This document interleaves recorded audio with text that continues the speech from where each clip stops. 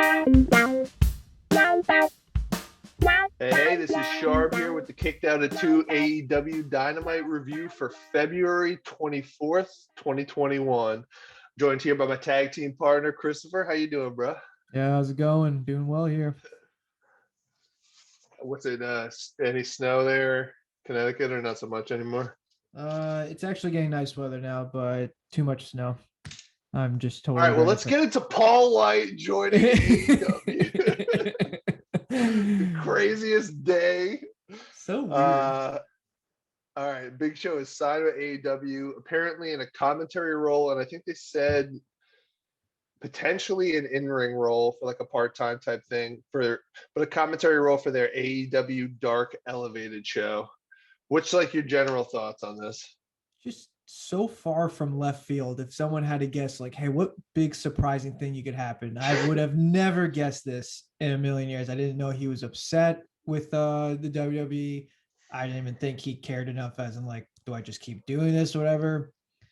I guess so. Like it seems like he's doing more of a commentary role. It's like funny because it's like a WCW vibe. Is he going to be the Giant now? But I heard he's also going to wrestle. So I'm like, we'll see. Did anyone, I was also wondering, I didn't see, but if anyone said like, hey, we've got a big surprise for you guys, thinking that that's like hilarious. But also that came out, what news-wise, they're adding AEW Dark Elevated, which is absolutely miserable name in my opinion. You got AEW Dark, and out of the podcast I listen to every once in a while, I listen to Bischoff's, and one thing he said was when they added Thunder, they were not, that wasn't their choice. They were told like, hey, we're adding another show because you guys are so hot. And he said that was like the beginning of the end because it's just, do you think it's too much overexposure? It is if it was actually on TV. I feel like the internet, you could do whatever you want. Like it because you Do could you just think this might be on TV, or is it? Do you nah, think they this is said going to be another? this is I think it's going to be on Monday because the Dark and I watch Dark Yeah, actually all the time. I don't watch it religiously to the point I actually just kind of fast forward to like see who the guys are and then see like kind of like the finish of the match, and that's really it. I don't put too much like that's because it's like it's like 2 hours. And I'm just like, yeah, I can't.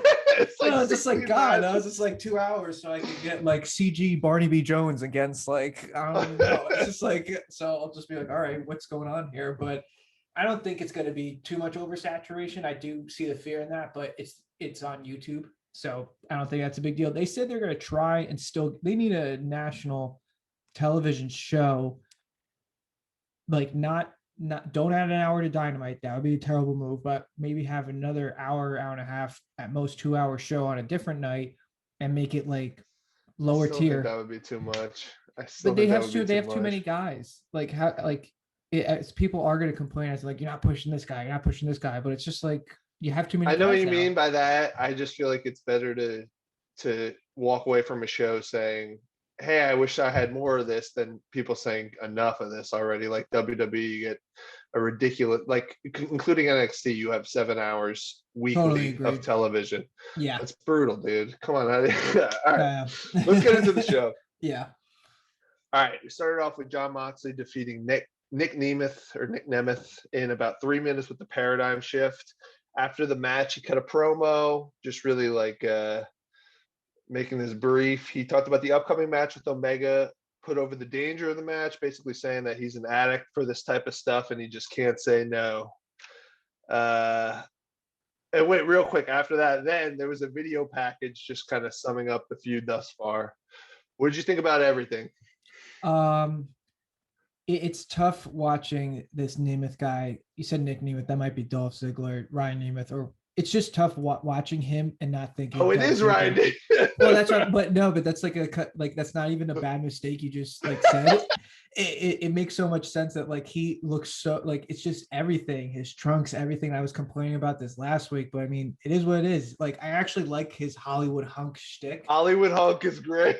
Yeah, but like, why doesn't he play more off of that? It just looks like I'm another Dolph. Like, okay. Match was all right, served its purpose. I think the highlight of it was the promo. I liked his promo a lot. Whenever he's invested into talking, he always makes you like genuinely excited for it. Like they know how like outside the box this exploding death match is. So like if they keep playing on how like insane it is, then it just makes it. And I like that they show the highlights of Kenny and Moxley, because like there might be new fans coming in. You just kind of need to always remind people of like, hey, these aren't just two guys that are just going into this like crazy match. It built it Just for towards no that. reason. Yeah.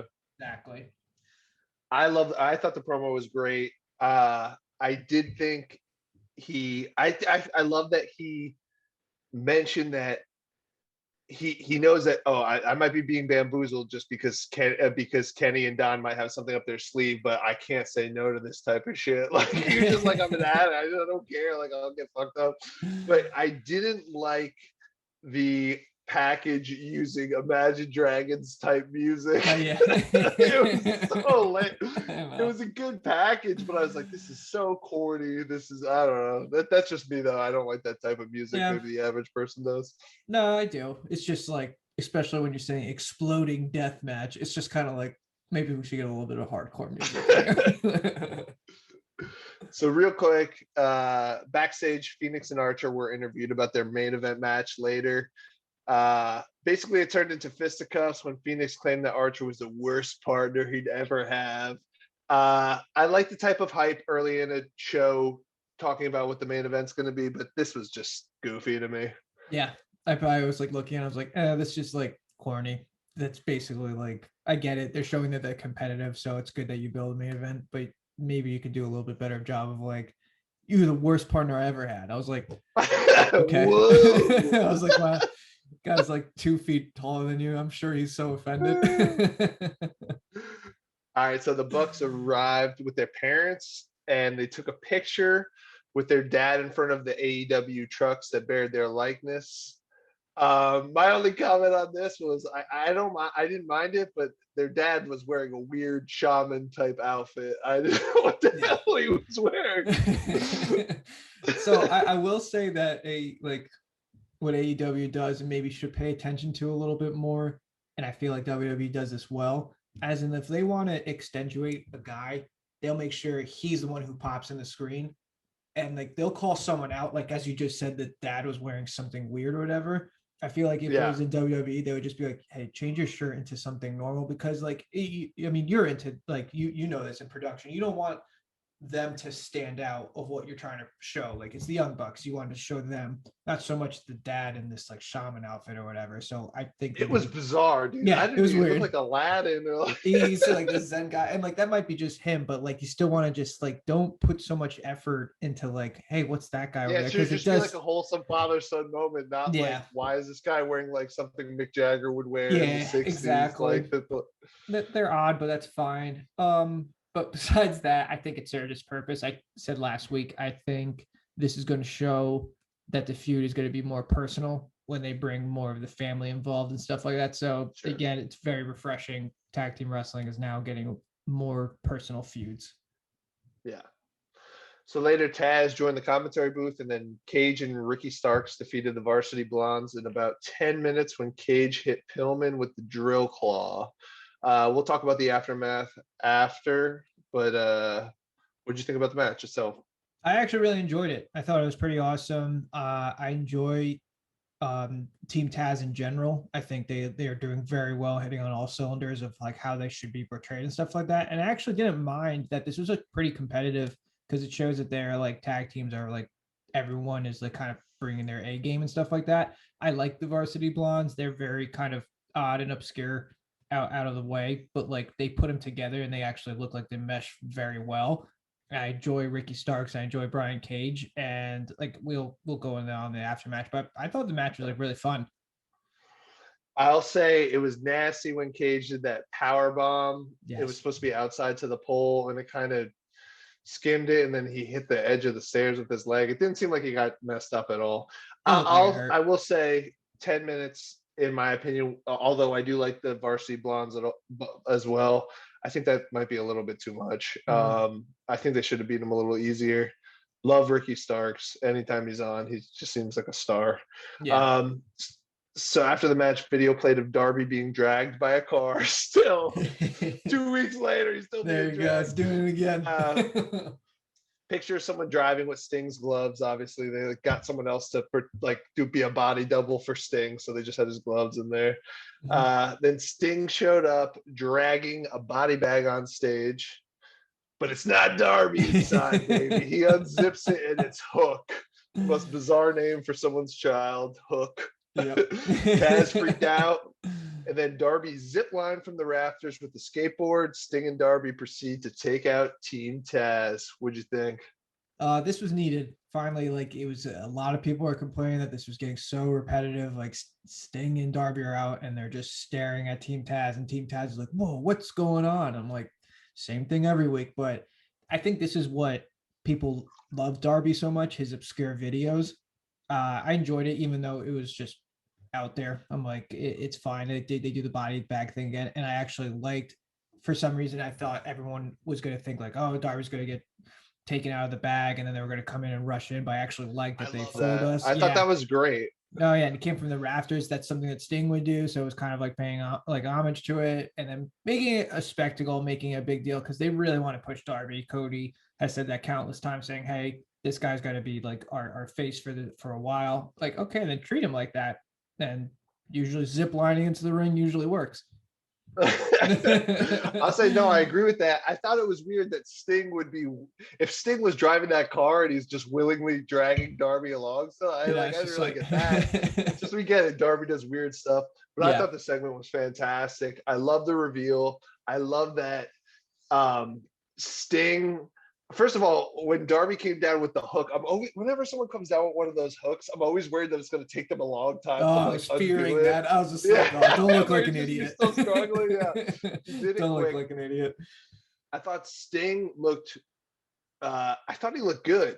The Stinger splashes don't have the oomph that they used to, but I still thought he threw good punches, hit him with the Scorpion Death Drop. I think he's old. I think, I just thought he didn't come across as a 61-year-old guy, though. I thought he came across as someone still maybe probably in their 50s, but he didn't look 60, but he didn't look less than 45. I mean, like, that's what they signed him for. Yeah. So then Tony Schiavone, this is a lot, interviewed Miro, Sabian, and Penelope Ford, talked about how disgusted they were over the wedding, and Miro kind of made a plea saying that he kind of liked Charles, aka Chuck Taylor, saying, come back to us. Schiavone was handed a note asking if Miro and Sabian would wrestle Chuck Taylor and Orange Cassidy at Revolution, and it was the classic, like, I have a crush on a girl. I give her a yes. Do you like me? Yes, no, maybe. Will you verse me at Revolution? Yes, no, maybe. I don't know what to say. Miro is just bizarre on the mic, dude. He was all over the place. I thought it was comical and funny because this is more of a funny feud. I don't think Miro should be a comedy character, but for what this is on the card, I thought it was funny saying yes, no, maybe. Other than that, I thought it was not great. I might be in the minority in this, but I actually really enjoyed this for the reason of how weird it was. I was actually cracking up. And like, this is what kind of Miro needs to be. Like, everyone complained, they're like, oh, I gotta let Miro be himself, and AEW is doing that. But it's like it's weird. But like, all right, here's two don't things. Be yourself too much. Yeah, exactly. Like, dial it don't back. Be like a nerdy, weird gamer guy. Yeah, don't be that guy, because then it's just like, all right, like, what else? Like, he needs to be two things. I actually think he actually showed this in the interview. He needs to show his personality, being funny, and be kind of ruthless and intense. And those two things kind of like go hand in hand with him, as in like he could be like funny, as he showed in WWE, as in like, oh, why don't they push this guy or whatever, but he also needs to show that like, dude, this guy's like massive and he's like very good at what he does. I was actually cracking up when he got the note and he just ate it and spit it out at Tony. I actually thought that was, I was like, what the hell was the point of this? This is weird. Like, yeah, it's just like, he's a weird guy though. Like, it's okay to be a little odd. I like the obscurity of it. He does need to kind of channel a little bit more. I thought this was very funny, but I know I'm probably the minority of it. Yeah, I'll say there's characters like The Rock obviously could be hilarious. Stone Cold could be funny when he wanted to be. Kurt Angle was hilarious when he wanted to be, but they could like turn that switch and be very serious. I don't think Miro's towing that line. I think it's all over the place. I'm like, I what will the admit, hell is going on? when he first started, he was just going like, okay, I'm just gonna just take a mile across that line and then just go upstairs. I'm just like, I don't even know. He had his hair blonde. He was wearing a Mickey Mouse shirt. I was just like, okay, come back for a minute. Like maybe show everyone that you could like beat everyone up and then do this stuff. I think real quick though, like with that Mickey Mouse shirt, that was like all Gucci apparel, and I Yeah, think they're kind of like playing on like that's what's fashionable these days, more so than like some of like the classic suits people used to wear. Like for like young kids, they might think that that's cool, it's which I still think on like the world stage it comes across as very weird and you have JoJo. to you're on national television. You're portraying, and this is the first time you're being shown and there's a Mickey Mouse on you. Like, I get it that's like it's Gucci and it's supposed to be fashionable. It actually is fashionable. I did see that in like his whole outfit, but it is just weird. To the layman, like the average person at home, Yeah, just they're not watching going to it's get just like, that. yeah. Yeah. All right. So Jake Hager defeated Brandon Cutler about 3 minutes and squash match with a big clothesline. My only notes were I thought Cutler's attire was cool with the dragon mask. I know he's like Dungeons and Dragons guy. I thought the dragon looked cool. And I hate this particular spot. I can't stand this spot where someone's standing near the ropes. They do this in all companies, and someone charges at them and they go, whoa, and they pull the rope down and they go flying. They do it so early every time where it's like, no one would ever, they would just stop moving. Like, Yeah, they it's wouldn't have that just much momentum. But it's yeah, I don't interesting. hate it. Like there's just there's always going to be things that like tick us off or Yeah, whatever. pet peeves. But like I don't mind it so much. It's just like an excuse to go outside the ring. But that's how I look at it. So then after the match, Santana Ortiz and Wardlow put a whooping on Cutler. Buck showed up, chased him off, then challenged MJF and Jericho. We don't want classic. We don't want to wait to Revolution. Get in here. Cut to the back. Jericho and MJF were with a comically bloody. Like that blood looked weird with with the Young Bucks dad. Yeah. They threw him into the same trucks that had the Young Bucks face. The blood smeared all over Matt and Nick's face. That was why there had to be so much blood just so you could get it on the picture. Which I thought that actually that was a cool image to leave with. Yeah. You know. Anything else to add on that? No, I like that they're making it personal.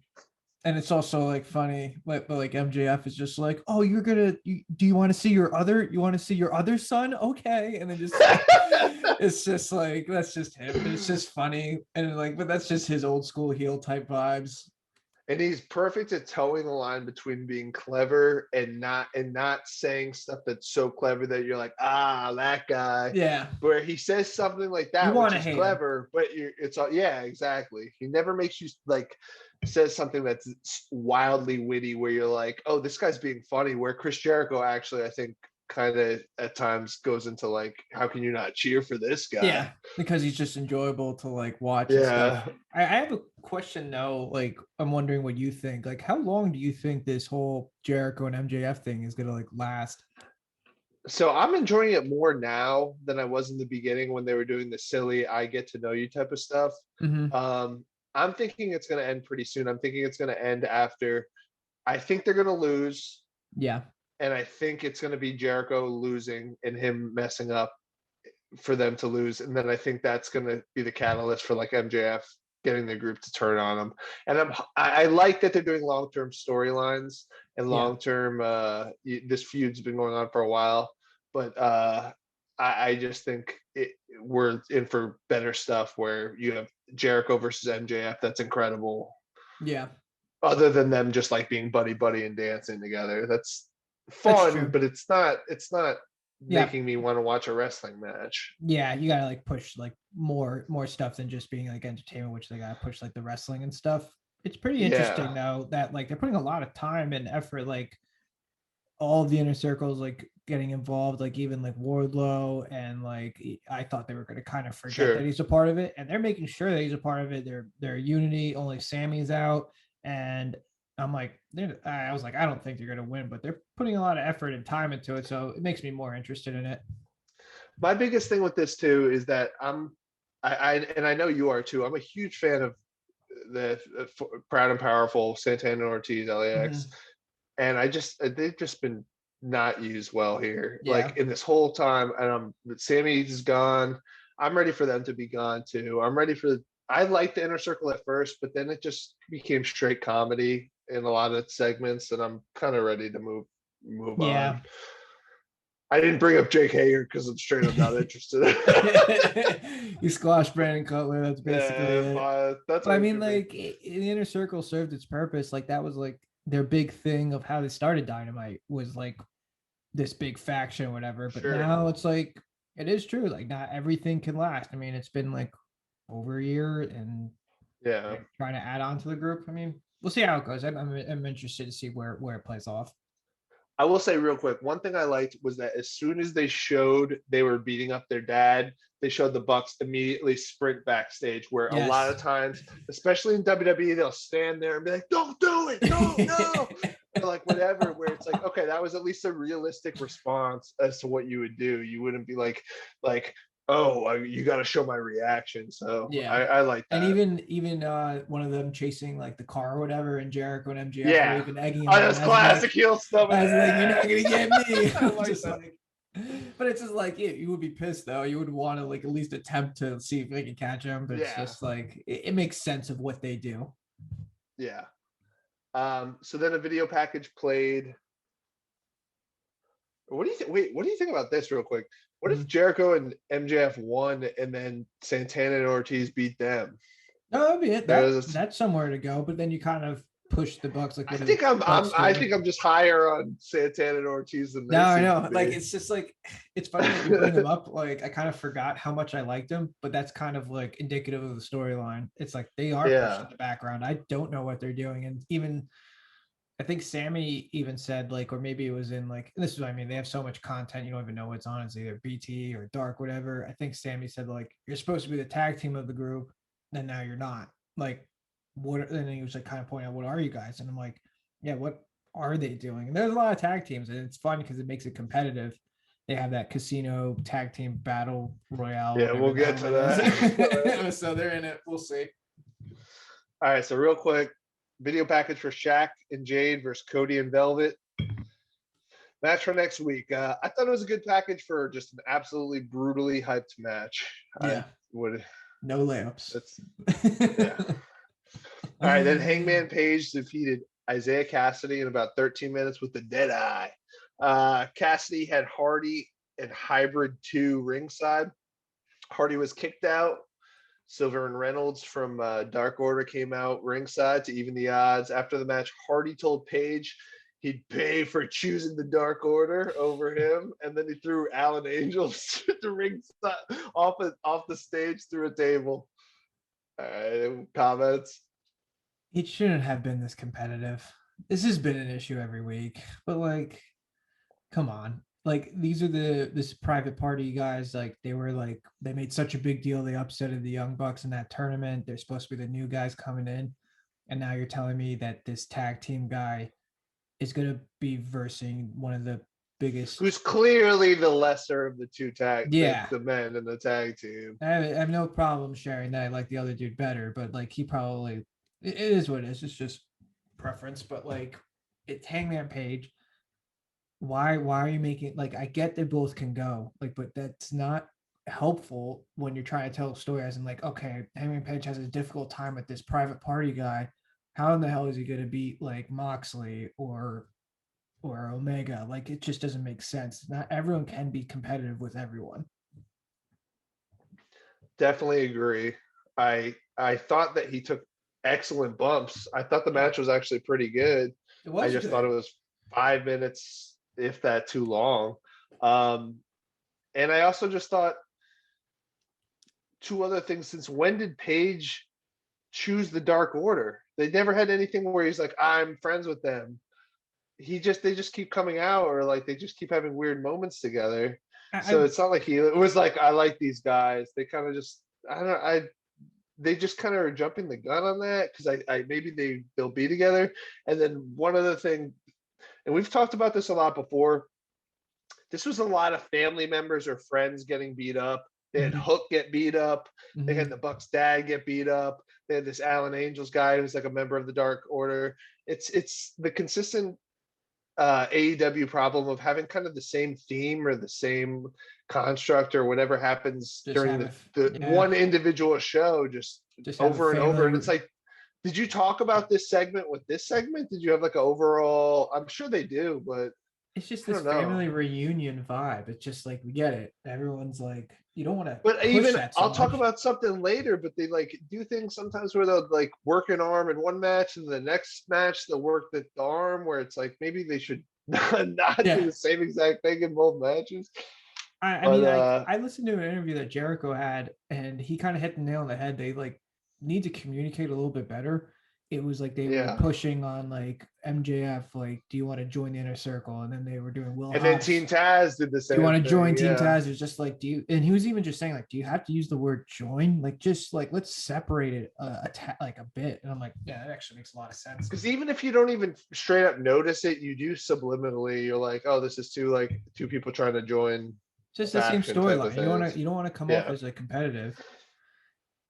All right. Then we had Omega Callous segment where the two men were in a workshop hammering away at metal while there were two people in the background welding.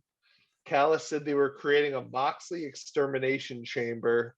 And Kenny said something, but the welding was too loud. And I was just like, all right, he barely said it. I'll just say this. This hopefully is like one of the main parts of the match that they're going to have, the exploding barbed wire death match, or why did they have this?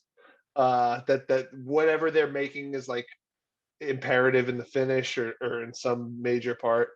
Was Kenny supposed to be pretending to help, or was he actually helping? Because he was just hitting a piece of metal. Yeah. It wasn't like he was actually like trying to do it. Just looked like he was like a kid with like a hammer. So I didn't get if it was supposed to be a joke or if he was actually supposed to be working.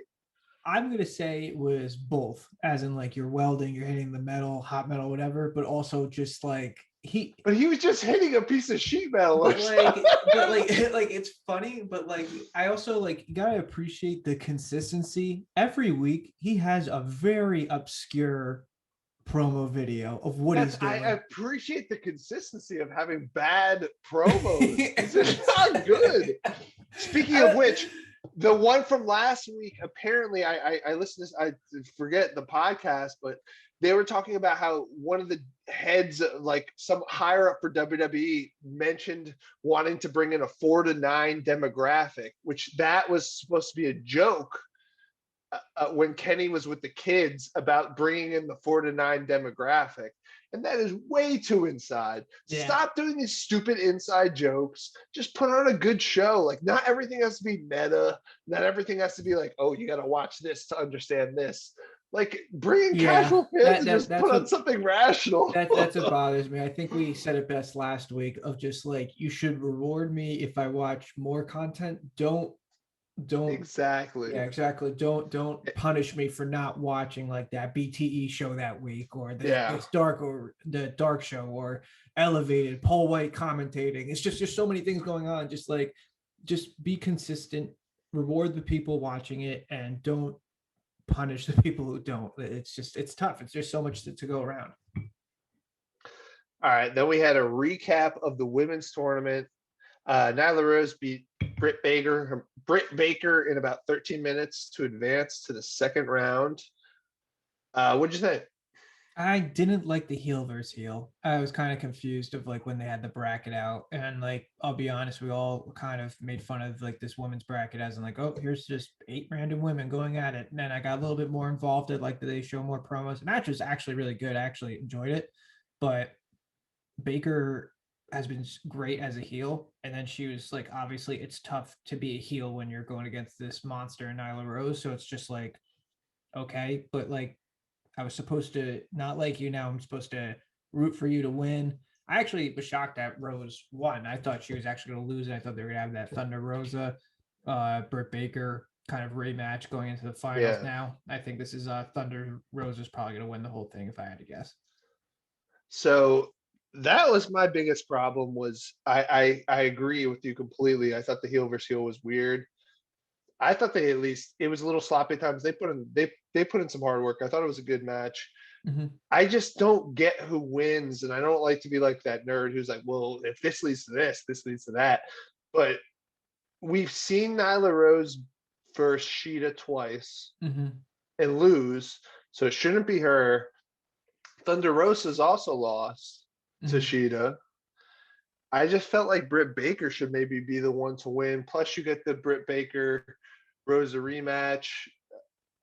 But I guess maybe someone from the Japan side wins, which they showed the two people who are like in the finals, and I think we've seen both of them, and I was not that impressed by either of them. So I'm just unless it's Thunder Rosa, which put the freaking title on her. I think she's incredible. Yeah. Is she even signed? Like sometimes, like this is what I mean. I don't know who's. That's why I don't yeah. think she's gonna. I actually don't think she's gonna win because she's not signed. Right. But we'll I mean, they would show that she's the classic Thunder Rosa is all elite. But it would be smart to not do that, so to create some doubt. Yeah. I don't know. I thought the match was good though overall. Match was good. It's just kind of a tough dynamic, but you got that from the start. You just know they're two bad guys going at it. I will say this: the matches they have shown on Dynamite from the women's tournament have definitely upped the quality of the women matches. They needed to. They needed to make sure that like, hey guys, like if you're going out there, you have to hit home runs, or else like it's gonna get even worse. So I think all of them stepped up, which has been really good. Yeah. All right, then we had a quick video package recapping the FTR Jurassic Express feud. I thought it was a really good package, and my thing is I'm just interested to see how Tully does because he's pretty old. he's a guy. I think he's a good manager, and in his day, he was an incredible wrestler. He is old and he looks old. I'm curious. They're probably gonna have some. They do a pretty good job of like getting the most out of like guys that like they can't do anything. So there's definitely going to be some funny like Marco Stunt against Tully Blanchard. They got like a little 4-foot kid against this literally 60-year-old guy. Like there's going to be something. Yeah, there's going to be something with them. Yeah. But I hope he fucking spikes Marco Stunt on his head. That'd be incredible. That'd be funny. But I enjoy this feud. It's good that you have good tag team. I do too. I like both feuds. Yeah. Then I'll say one thing, and then let me know what you think about this. They previewed about 15 matches. I might even be underselling that. It might have been more for upcoming shows, which is, I mean, it's good to like prep the audience rather than like watching Raw or SmackDown, where very often it's just like, and now Randy Orton versus Drew McIntyre. It's like, where the hell did this come from? This is like a big match. Yeah. But I will say this: Revolution's got the tag team casino battle royale, a 6-man ladder match, the Darby Sting Team Taz street fight, which might be one of those pre-shot matches. I don't know if it's going to be that or not. Yeah, and a barbed wire exploding death match. Is that too heavy on gimmick? That's 4 big gimmick matches. Is that too much? Maybe, but this is like this is supposed to like be like their big pay-per-view. So wait, is this is supposed to be like their WrestleMania? Well, they have 4, so it's like every pay-per-view is supposed to be, which I actually like. I like that they have minimal amount, make every pay-per-view super important, make it important. Revolution that was one that Moxley won the title from Jericho probably last year, so like I'm assuming it's a big deal. This is just another reason of just getting everyone on the card. Let's have a tag team casino, put everyone in there, battle royale. You got your ladder match, you got the street fight, which they've been building that for a while. So that's not to say they don't have well-built matches, because they do, but then they do a lot of stunt matches, a lot of gimmick matches. Yeah. I mean, like, which I do like selfishly. I'm like, oh, I'm looking forward to that. It's just like this exploding death match. I'm just like, I know they're gonna probably do well with it. It's just like, wow, just like that's the line we're gonna go. I mean, but it's different though. We're talking about it. This is probably exactly what they wanted. And to answer your question, is it too gimmicky? Yes, but is it maybe warranted, and needed? Possibly, just to get everyone on. Yeah. All right. Before we get to the main event, one other question. So next week is the Shaq match, correct? Mm-hmm. Mm-hmm. So do you think they're doing that just to be like, hey, if you saw Shaq on AEW, not if you saw him, but people that might have tuned in and been like, oh, this was kind of cool. Hey, we also have a pay-per-view Sunday. You think they're just trying to get in some extra viewers? Or it's always good to pop a free TV number, but specifically right the week before the pay-per-view. Oh yeah, this is exactly how actually I would have done it if I was for some reason writing for them. I totally would put Shaq on free TV, get all the viewers in, and heavily hype like, hey, this is the pay-per-view. So then you just gain fans of like, oh, I like this. Oh, I have money. I want to spend this on a pay-per-view. I thought that's very good marketing skills on just making sure of just getting a lot of casual fans, just eyeballs on the show. That's exactly what I think they're doing.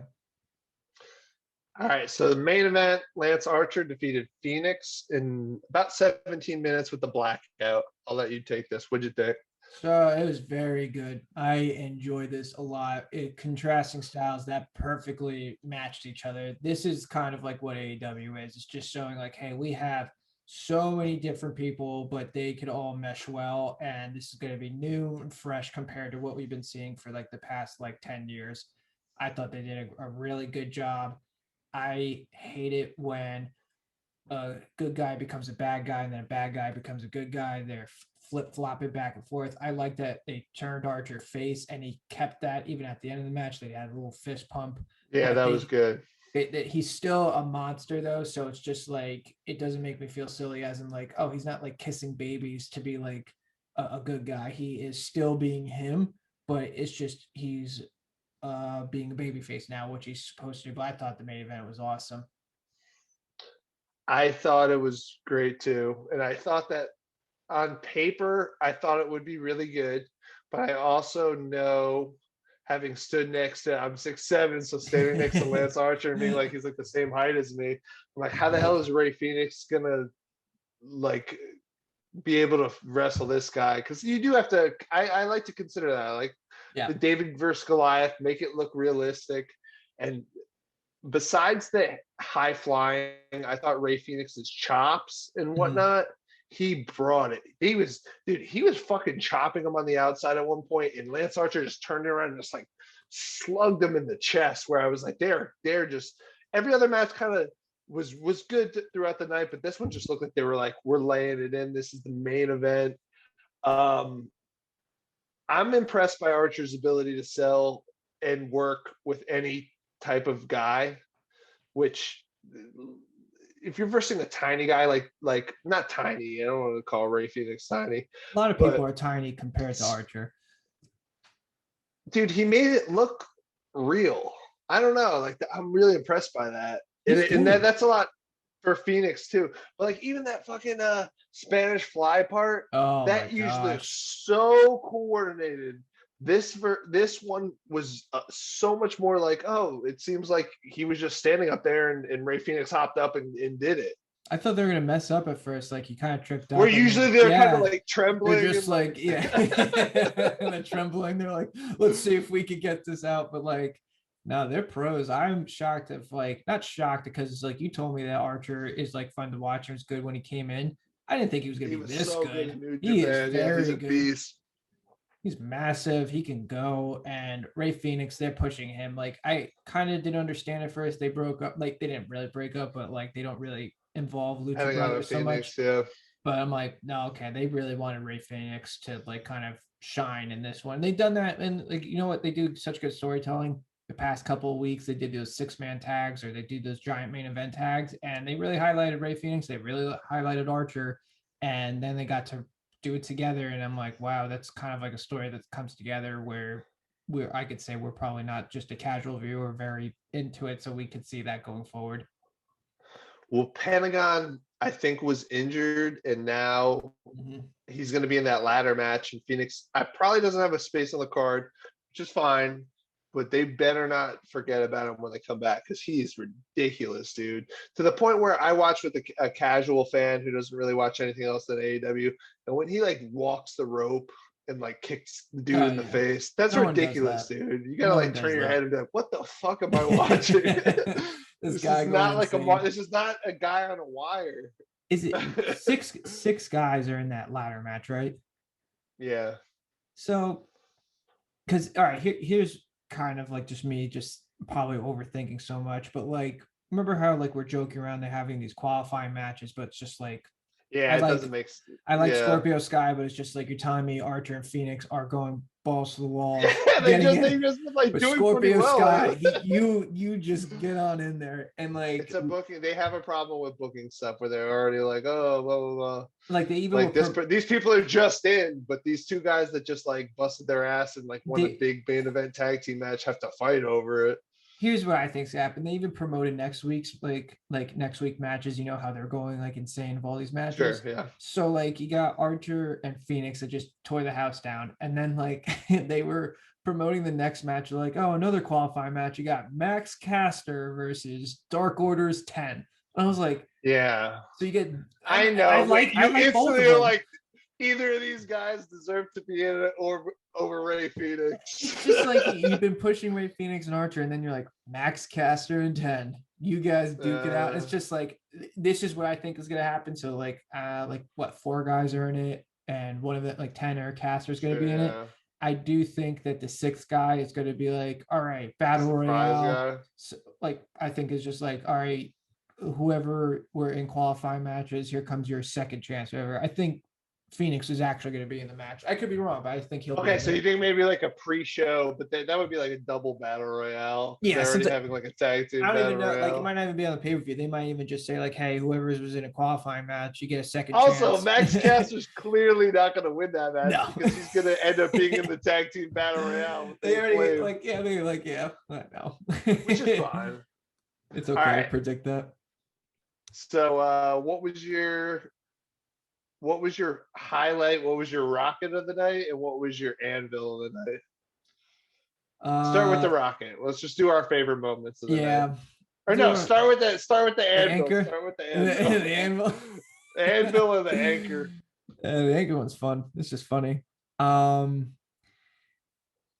entirely, I did kind of enjoy the show. The anchor though, like it's weird because it was actually a good match, but that Hangman and Isaiah Cassidy, there's no point of it being He just competitive. hung around too long. It's just like I know they just want to do it as in like yeah, let's and like everyone like in the back's probably And he appreciating. impressed. It wasn't a bad match. No, Yeah. like But yeah. like but we all know that they. It's like when you're wrestling on national TV. I assume you can go like let's just take it out there. You're not going to put someone out on your product and like, oh wow, this guy sucks in the ring. I'm assuming every guy's good, and then if he sucks, I'm like, oh, that was terrible. But like, I'm generally gonna assume more of a positive note that like, hey, you must be pretty good at this if they put this much effort into you being on TV. So, but like, Hangman's you're one of your in your faces of the company going forward, and he's having tough with a young tag team. That doesn't look good. Like a 50-50 match. Yeah. It's silly. All right. Mine is the Miro promo because Oh, it just was come weird. on. And I'll say my rocket was it was close between the main event, but I love the Sting segment, and that's 2 weeks in a row that I've done the Sting segment. I thought that was great. I thought it all came together really well. See, like I agree with you, except I did choose the Phoenix and Archer. I thought the Sting segment, I'm like, wow, that was great. Made it a spectacle. This is what kind of pro wrestling is. But then I watched the main event. I was just blown away. I was like, wow, these guys are. This is like the reason why we watch like kind of AEW. I'm like, this is different. I mean, I cared what they were doing. They were tearing the house down while they were doing it, and it forward more like exactly what the pay-per-view is going to be like, and it's like kind of a prelude. It gets me more excited to watch like Revolution. Yep. Yep. All right. So 1 to 10, what'd you give it? I would give it maybe like 7. Like very good matches. Like I think the main event and that Sting carried it like the whole time. Everything else was kind of like, all right, we were getting it to week. There was some pretty like not so great parts, but I enjoyed it. It was fun. Interesting. I'm usually the stickler, but I gave it an 8. I Wow. thought, well, I like judge it based on like how it builds up other stuff, and I thought this built up Revolution better than any of the other shows. I just thought there was like undercard stuff that built it up. Great Moxley promo. We had a great. I thought the Jericho MJF Young Bucks segment, which is was just before that, it was just like, hey, we don't like you guys, turned physical, which you can Yeah. argue that that was hokey, but I just think things bringing in family members is always good.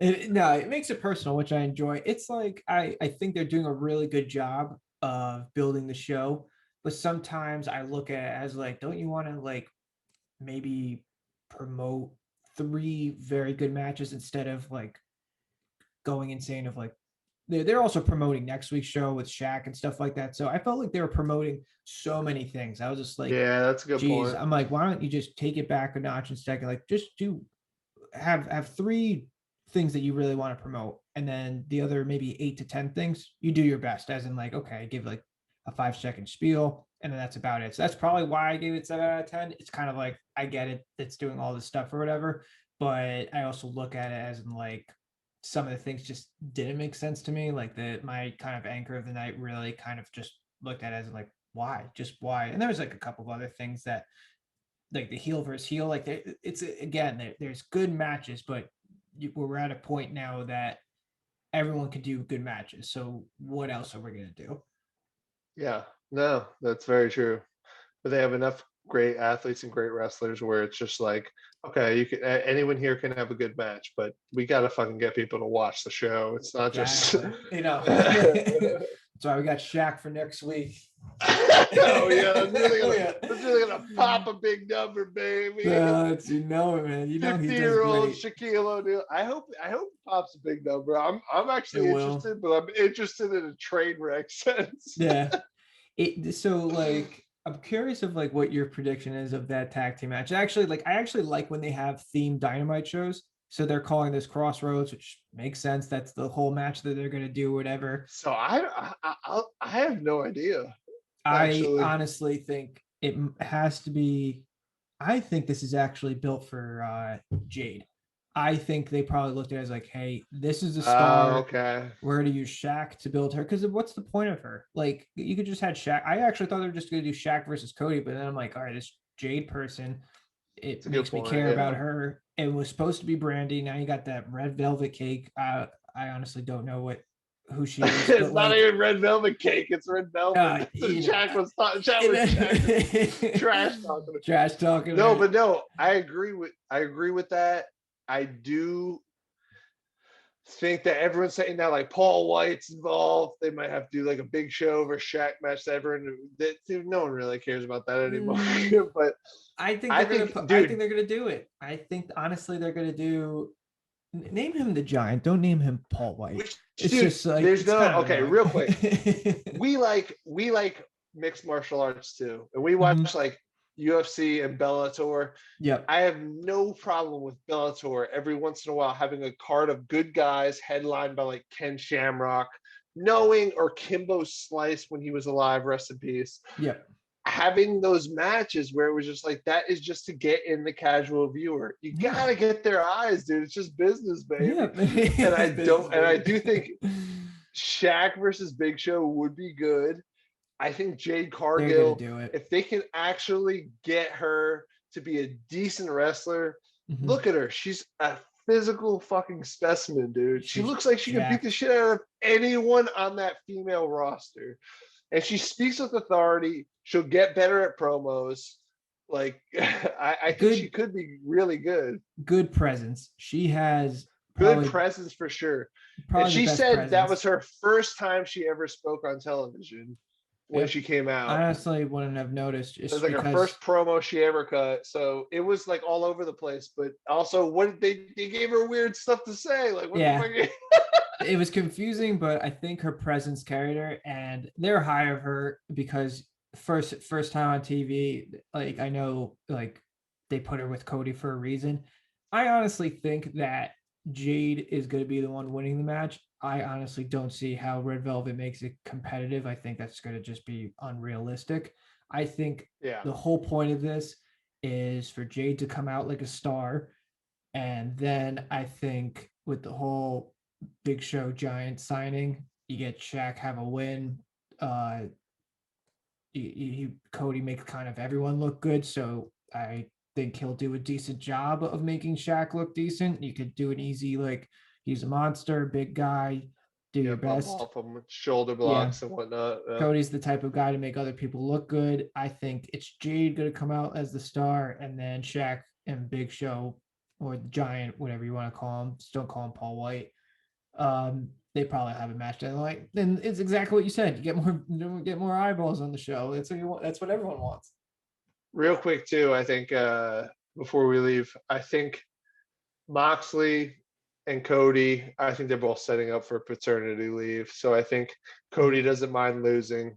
Yeah. Moxley's set himself up to lose by saying like, and if I go out in a blaze of glory, where you're not saying I'm going to beat you, which is the notorious like, if you're going over, don't say like, I mean, if you're not going over, don't be like, and when I win, because you're not going to win. So if he's saying like, when I go out in a blaze of glory, or like, if I go out, like, I think they're both planning for fatherhood. So yeah, no, that honestly makes sense. Like, I kind of wish I was a casual viewer, so I wouldn't know that, but we aren't. We know what's going on and stuff, so it's just tough to overlook that stuff.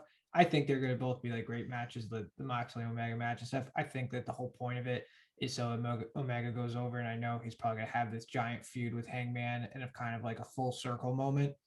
So it kind of makes sense, as in like, if you're gonna, and also Moxley has been coming out as this big badass, so this exploding death match, maybe the whole reason why they're having an exploding death match, like, hey, we're gonna have to write Moxley off, and it's kind of stupid. Just blow him up. Let's blow him up. That's why they're making the extermination chamber or whatever. Yeah, dude, it's just like but it kind of makes sense, right? Like, you don't want like, oh, we took Moxley out, we shoved his arm in a car door and slammed it, he's out for 10 weeks. Like, but that doesn't make sense. But now this match is just like, all right, this kind of makes more sense now. Agreed. All right. So this has been the Kicked Out at 2 review. Sorry we ran over a little bit talking about our thoughts. See you guys next time. Take it easy.